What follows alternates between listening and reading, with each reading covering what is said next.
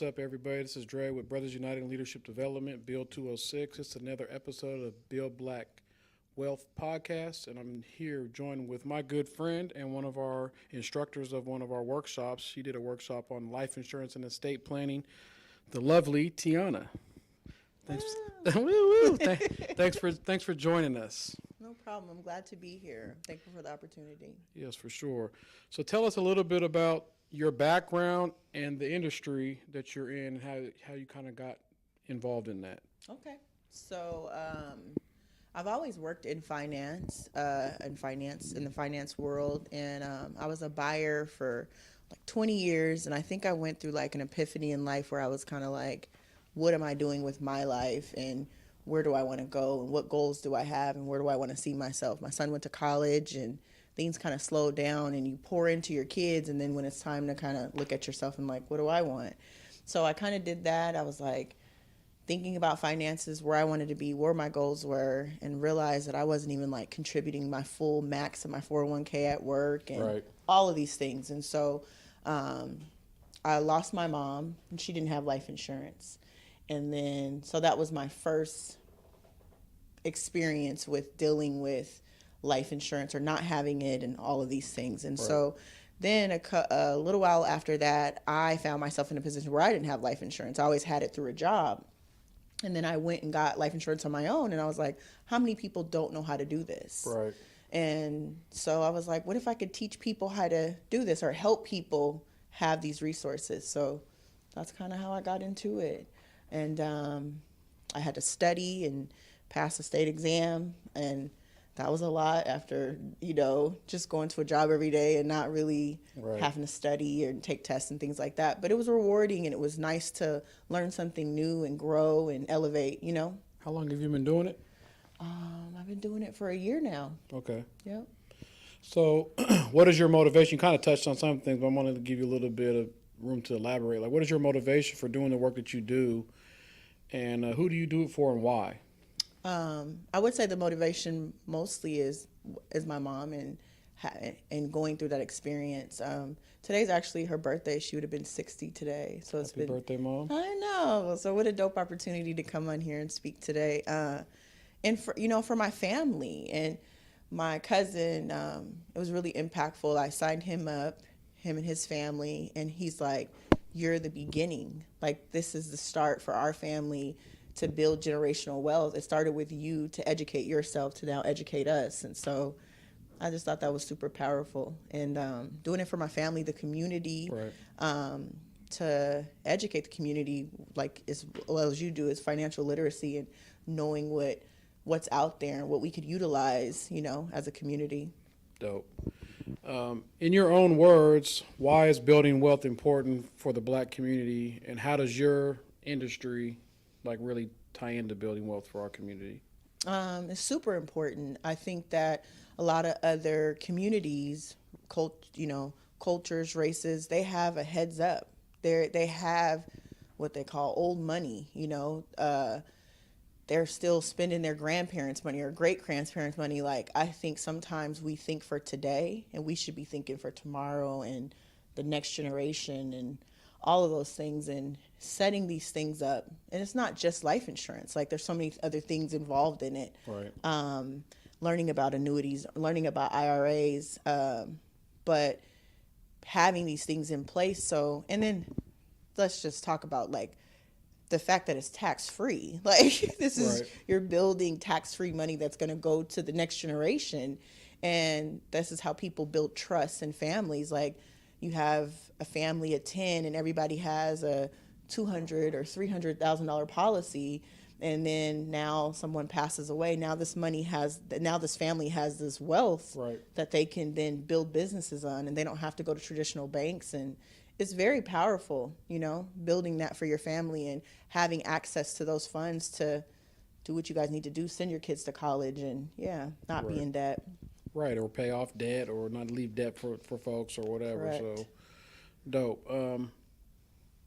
So what are some common misconceptions or myths in our community about the industry that you're in, life insurance, estate planning, those types of things? What are some things that you see like you're coming across that you want to kind of dispel? Yeah, I think the number one issue is thinking you have more time.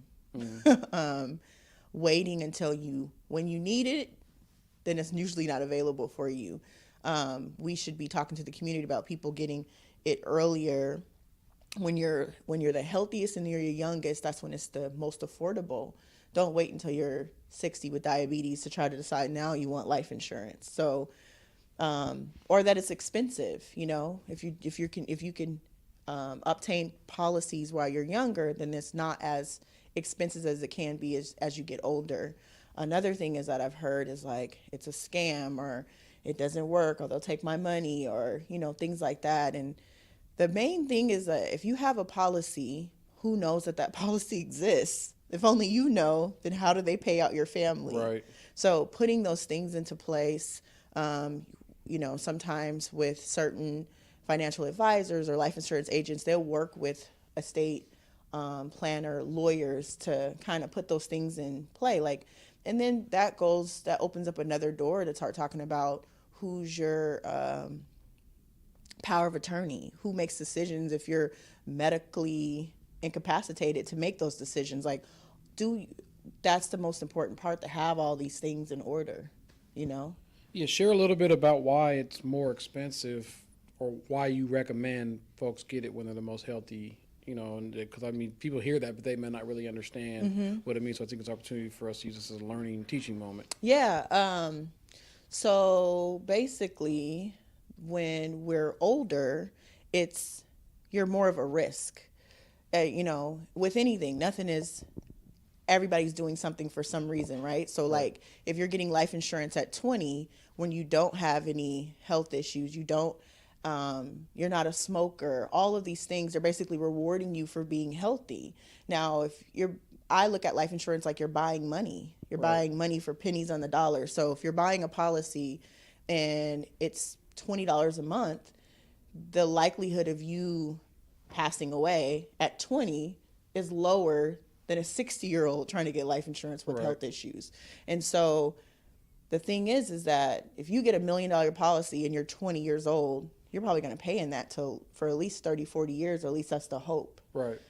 A 60-year-old with diabetes, they can't pay into their policy long. They get $1 million policy, which they wouldn't be approved for one, but they get $1 million policy and they pay into it one time, payment of $100 or $200. Now the company has to pay out $1 million because you've paid one premium. That's not beneficial for any business. So the longer you can pay into it, they'll give you a lower amount. If you're trying to get it in your last stages of life, then I heard you say something about smokers. I'm assuming if people smoke or whatever, the policy's more expensive no matter what age you're at. Correct. So there's a higher risk. Correct, a higher risk. There's a couple different risk buckets, as they call them, and some companies you're completely uninsurable depending on what things you have going on, health issues or anything like that. So yeah, if you're healthy, young, non-smoker, that's your bet. And you can tie into a 20-year policy. And another thing people don't realize is, depending on what company you use, is that you're essentially locking in your health and your age at the time you apply. Right. So there's some convertible. That's another thing, is educating yourself on the different types of insurance. I talk to a lot of people, and I'm like, my grandma got a policy on me. Okay, well, what does that look like? Right. How long has your grandma been paying it? What's the death amount? What's the face amount of the policy? Some people don't even know those things. Right. Your grandma could be paying for burial. You only get $10,000, but she's been paying $100 for 30 years. Right. Let's try to figure this out. Right. So, just figuring out what type of insurance you have. But there's a term insurance you can buy. Term is like renting a house. Term is you're just kind of getting some insurance to have pure protection. Normally, it doesn't build any kind of cash value. It's just pure protection. If you own a home, that's cheaper. It's cheaper. Okay. Term is something that you would want if you own a home and you have a family. Like, you have a $500,000 loan, you want to make sure that if something happened to you, does your life insurance cover that $500,000 loan for your family to still maintain the lifestyle they're used to living? Right. A lot of the job insurances are like $20,000, $10,000. They're going to kind of keep you afloat for a while, but they're not going to do anything significant. Right. So I will always advise people to get term insurance for those kind of things while the kids are little. Whole life is something that's a little bit more permanent. That's usually can build some cash value. It kind of sticks with you. So. And that's a little more. The premium's a little higher. Correct. Okay. Correct. And you're saying it's better to get locked in on that earlier. Yep. So you get the lower rates. Yes, absolutely. So some insurance companies, when you lock into term, I know that there's an insurance company, you lock into let's say a 10-year term, and it's $30 a month. You can then convert that into a whole life policy. And that's why I always tell clients, like, even if you can't afford to buy your house right now, at least rent it. Right. Set yourself up for the potential to buy it. And then when you do that, you're locking in your health and your age at that time. So 5 years later, let's say you at 35, you're 30 and you lock this in, and 5 years later, you're like, yo, I have enough money. I've, established myself in my career. Now I want to turn this into a whole life. You're going to be rated as a 30-year-old instead of a 35-year-old. Right. So that's even if you develop health issues? Even if you develop so they're going to go out that initial intake. Correct. Okay, cool. So that's super powerful for people to have that information. Like, it's something you want to have. Like, nobody wants to, like, create a GoFundMe or do anything to kind of bury you or try to get your last, Figure stuff out. Yeah. All right, we're going to take a quick commercial break. We'll be back here in a second with Tyona. Get informed about your rights as an employee working in the city of Seattle. Check out Build's labor law information at www.build206.com/labor standards today.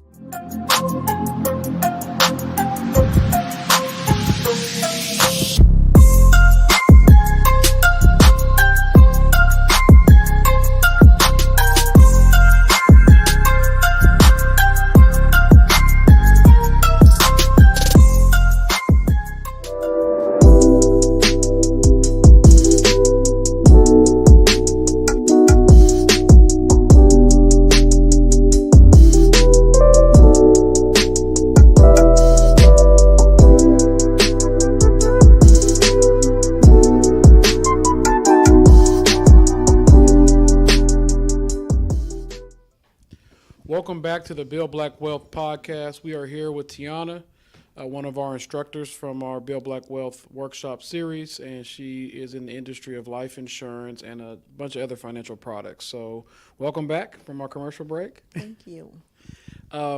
What is the most important lesson you've learned over your career? I know you've only been doing this for a year, but you said you've kind of been in finance and things that you've done, like that put you there. So what's the most important lesson that you would share? Unfortunately, you can't help everybody. As bad as you want to, everybody is not in the right mindset to want to be helped. Or when I got into this, I was so green. I was like, oh my gosh, this is going to be amazing. Everybody's going to build black wealth, and they're going to build generational wealth for their families. And then it's like, hey, we have an appointment. And they're like, or they don't see the value in it until it's too late. Since I've been in this industry, I've had clients, I want to do it later. I want to do it later. Oh, okay.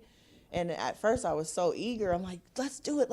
And now I'm kind of like, when you're ready, you'll come to me, And when they have, unfortunately, they've had health issues. Like, oh man, the doctor just told me this. Now I got to get it.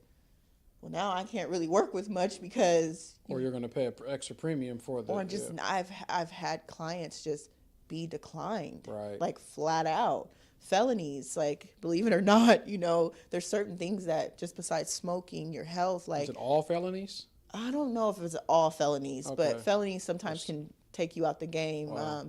If you're out here bungee jumping and riding ATVs, just living a very risky life. Risky behaviors, what they consider to be Correct. bad investment, yeah. Correct, yeah. So that's why life insurance through your job, normally everybody's just approved because the pool of mortality is wider, right? And they're covering more people. So, but when it's one-on-one insurance, it's pretty strict. But the problem with the job is it's tied to your job. So if you move on or lose a job or whatever, then you lose that policy. You can't really roll it somewhere else. I mean, and if you pay extra money into it, it's done. So some of the things I've learned too is I can facilitate with long-term care.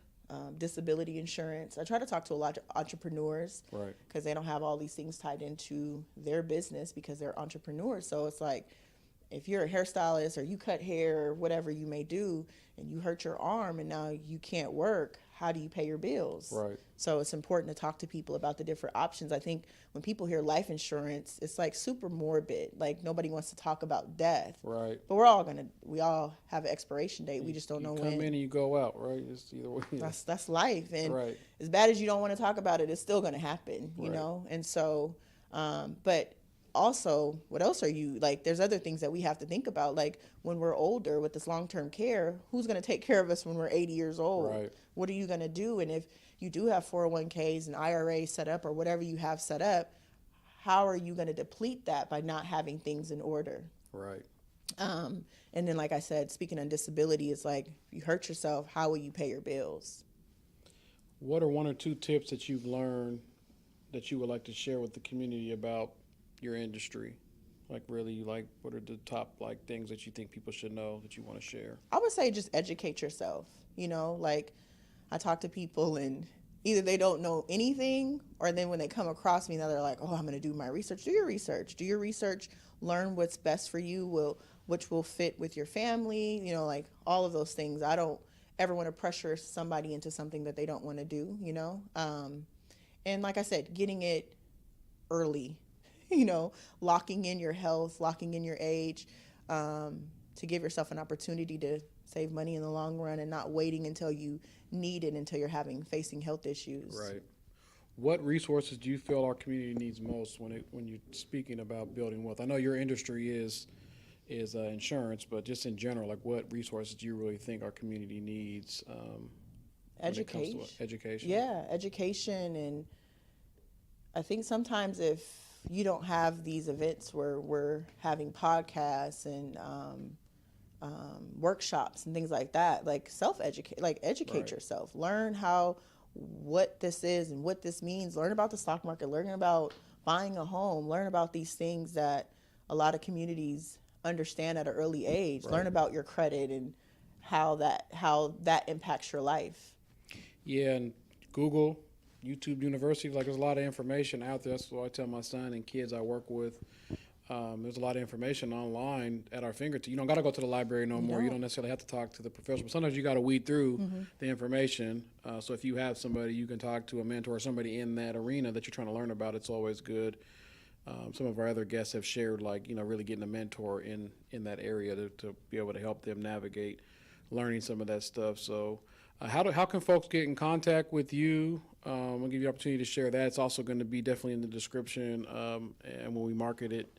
But I want to give you an opportunity to connect with the folks and tell them how to get in contact with you. You can reach me on IG, Tyona Cherie on IG. And then the other information as far as websites will be in the information as well. Okay, cool. So make sure you guys reach out to her website, follow her on Instagram.